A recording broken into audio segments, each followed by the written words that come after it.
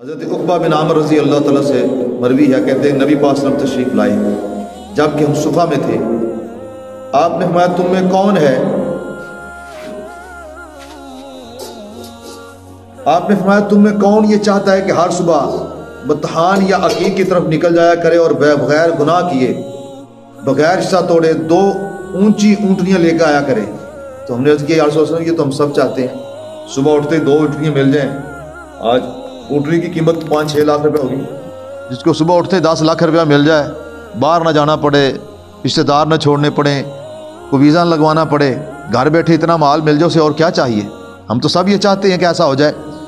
تو آپ نے فرمایا تو تم میں سے ہر شخص روزانہ صبح کو کیوں نہ مسجد چلا جایا کرے، وہاں قرآن کریم کی 2 آیتیں سیکھ لیا کرے یا پڑھ لیا کرے۔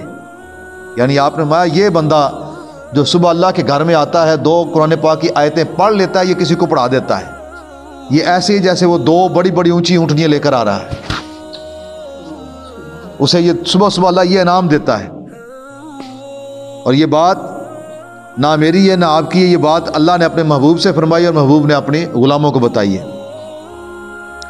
میں یہ 2 اونٹنیوں سے بہتر ہے، اور جو 3 پڑھے گا 3 اونٹنیوں سے بہتر ہے، اور 4 پڑھے گا 4 اونٹنیوں سے بہتر ہے۔ یعنی جتنی آیتیں پڑھتا جائے گا اتنی اونٹنیوں کے برابر نہیں فرمایا، ان سے بہتر ہے فرمایا، ان سے بھی بہتر ہے۔